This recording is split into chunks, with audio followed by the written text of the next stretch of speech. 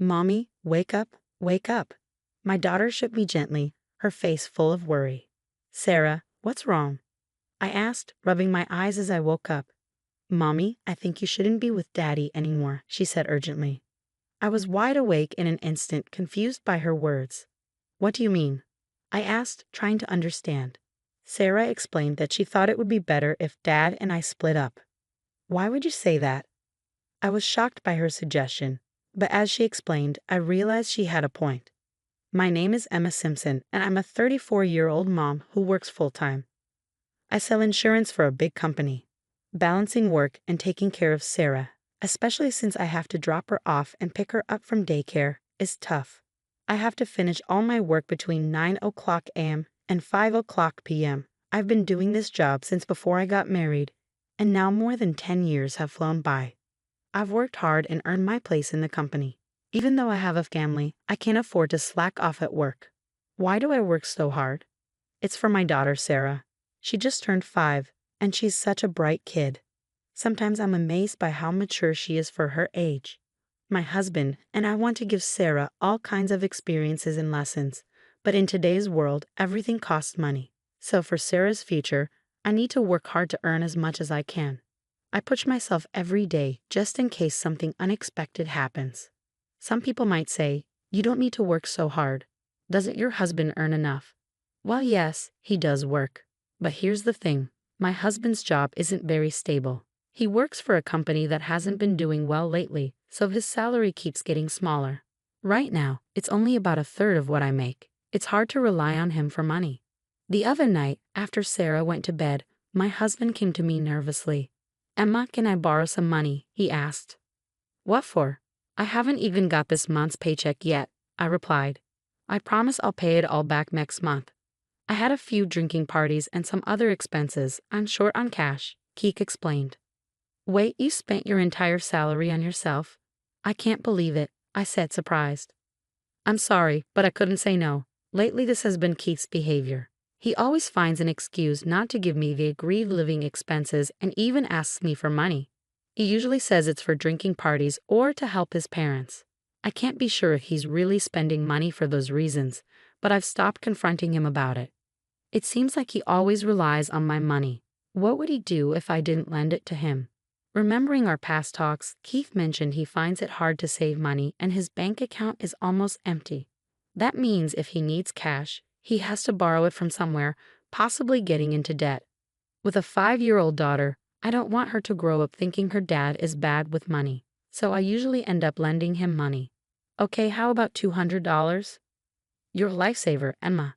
I promise I'll pay you back everything next month, Keith said gratefully. You always say that, but you've never actually paid me back, have you? I replied, feeling frustrated. Well, I'm sorry. But this time, I'll definitely pay you back, and I'll stop going to drinking parties, Keith promised. You better think it through. Our priority is Sarah, I reminded him. I know, Keith said, sounding remorseful. I couldn't help but wonder if Keith truly understood the seriousness of our situation. Doubting him made me feel awful, but sometimes it was hard not to. I let out a deep sigh, feeling conflicted. I support Keith so much not just because he's my husband, but because he's an amazing dad to Sarah. Every weekend he makes sure to spend quality time with her. One morning, Keith suggested, Emma, I'll take care of Sarah today. Why don't you go out and relax? But I have so much to do at home, I replied. Don't worry about it. We can order lunch and tidy up together. I'll handle what I can, Keith insisted. Really? Sarah, still half asleep, smiled. Can you wait, Sarah? It'll be just you and Daddy playing, I said to her. Rubbing her eyes, Sarah hugged me and said, I'm fine with that, Mommy. Okay then, maybe I'll go shopping for a bit, I said, feeling a bit relieved. Yay. But don't forget to get me something too, Sarah exclaimed. I'll bring back your favorite bread, I promised. Yay, thank you, Mommy. Sarah cheered, her face lighting up with joy. Sarah, at just 5 years old, behaves surprisingly well. Of course, I wouldn't leave her alone at home.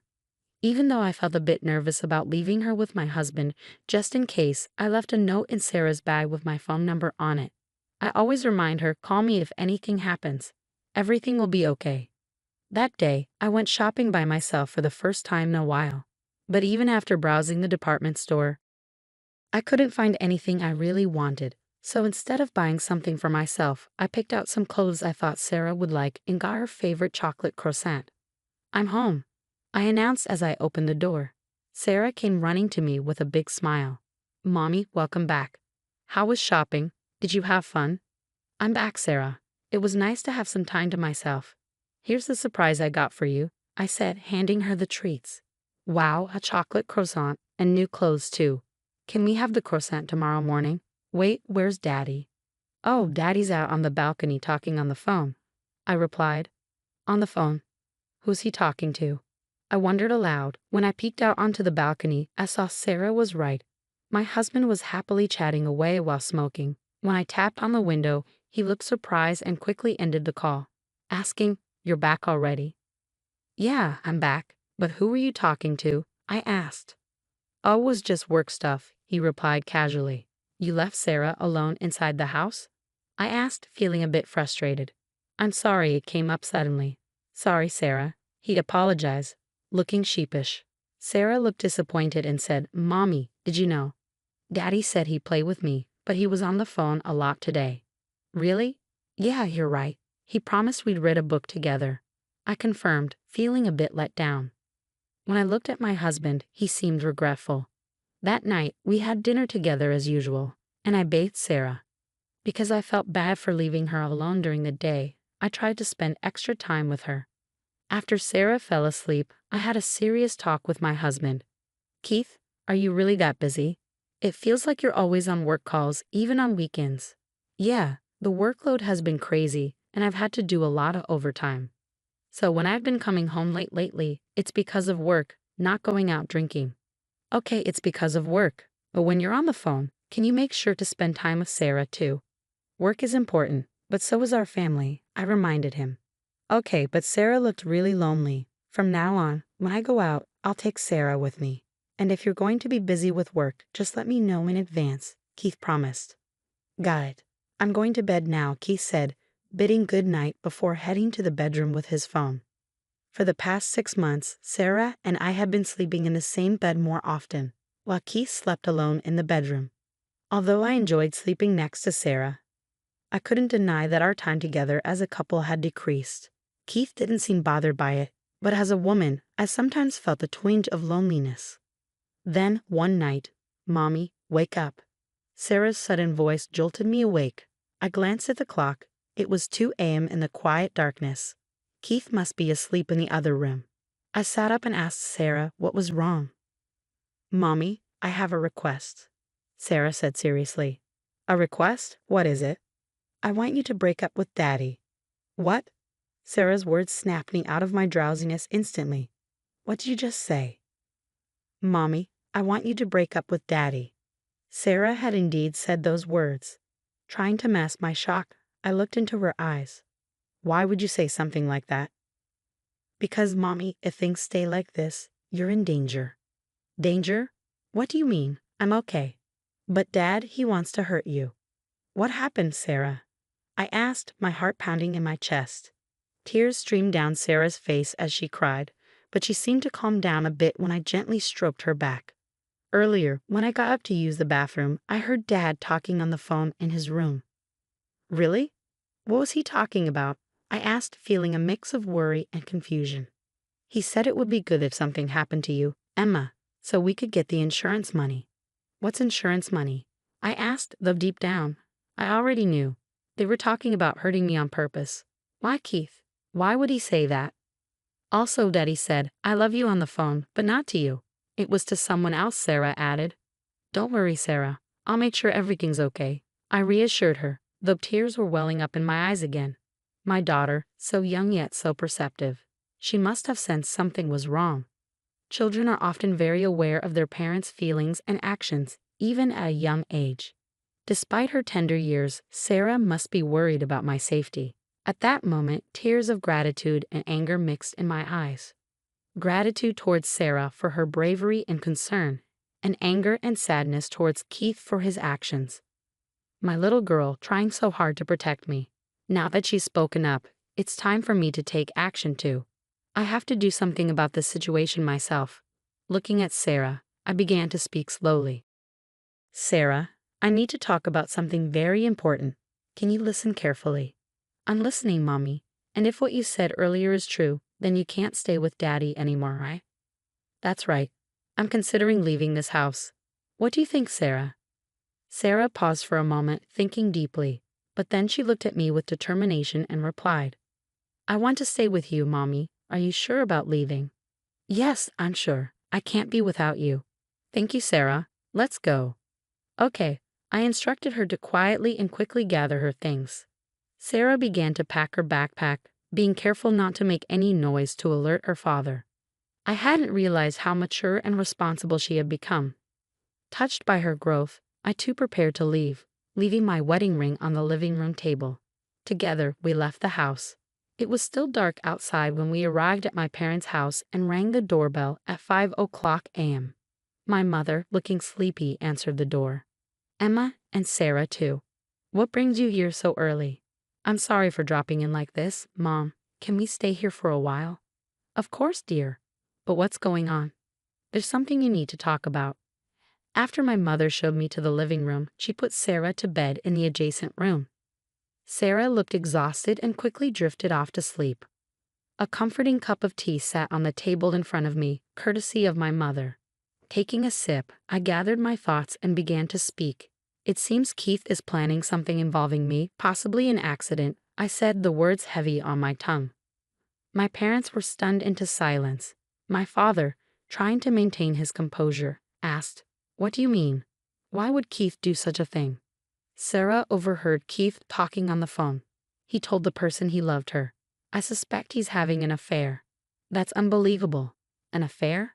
But Sarah only heard the call. How can you be sure? My father's disbelief was evident in his tone. I brought Keith's tablet. If we look into it, things might become clearer, I said, pulling out the tablet from my bag. Since Keith wasn't likely using his phone to communicate with his lover, he must have been using this tablet instead. When I opened it, I found that it wasn't locked. As I cautiously scrolled through the screen, my suspicions were confirmed when I opened the email app. There were numerous exchanges with a woman I didn't recognize. This, my mother pointed at the screen, appears to be a detailed plan to cause an accident involving you. I quickly snapped photos of the emails as solid evidence and printed out the conversation for future reference. Just then, my cell phone rang from inside my bag. Glancing at the screen, I saw it was a call from Keith. With determination, I answered the call and switched to speaker mode. Hello, what's up, Emma? Where are you? I woke up and no one was in the house. I'm worried, Keith's voice came through. Is that all you have to say? Really? What do you mean? I'm worried about the two of you, I retorted, my voice trembling with anger. How dare you say that? Are you planning to get me caught in an accident? Keith's response was swift, his tone defensive. What? Why would you say that? Keith's voice over the phone sounded shaken. He must have been shocked to realize that I knew about the secret plan he had been hiding. He probably used to call his mistress while I was asleep. Now that he knew I was aware of everything, he must be completely confused. And he probably hasn't realized yet that I have a reliable ally in Sarah. I heard it from Sarah. You planned to cause an accident so you could get insurance money, Sarah interjected. That's not true, it can't be, Keith denied vehemently. And what can't be true? Sarah told me about your conversations with your mistress. I know about your plan to harm me and claim the insurance money, I said firmly. Why would she say that? Keith's protest sounded feeble, confirming my suspicions about both the affair and the accident plan. Ah, Keith seemed at a loss for words, inadvertently admitting the truth. His guilt was undeniable. I never thought you could stoop so low. I'll raise Sarah properly. Why don't you go live happily with your mistress? I never want anything to do with someone like you again. Remember this. I'll never forgive this betrayal. I couldn't help but raise my voice in anger as I spoke to Keith. Without waiting for his response, I hung up the phone. It seems I woke up my daughter with my raised voice, I said, noticing Sarah standing in the doorway. Mommy, are you okay? Sarah asked, her voice filled with concern. Sorry, Sarah. Did I wake you up? I asked, feeling guilty. No, don't worry about it. What happened with Daddy? Sarah's concern was evident in her voice. It's okay now. You don't have to worry anymore, I reassured her. Really? Are we safe? Can we always be together? Sarah's eyes were filled with hope. I nodded and smiled at my daughter's bright eyes. Then I hugged Sarah tightly, comforting her. Soon after, I made the decision to divorce Keith. Through my lawyer, I successfully claimed a significant amount in child support. Although Keith's actions could have warranted police intervention, I didn't want to cause any more disruption for Sarah's sake. I completely cut ties with Keith and left the legal matters to my lawyer. I later heard that Keith was abandoned by both his parents and his mistress shortly afterward. Now he struggles to pay child support and settle property division. On the other hand, Sarah and I started a new life in a new house. Sarah adjusted well to her new nursery school and seemed to enjoy every day. While there may be challenges ahead for us, I believe that with Sarah by my side, we can overcome anything. She is my absolute partner, and together we can face whatever comes our way.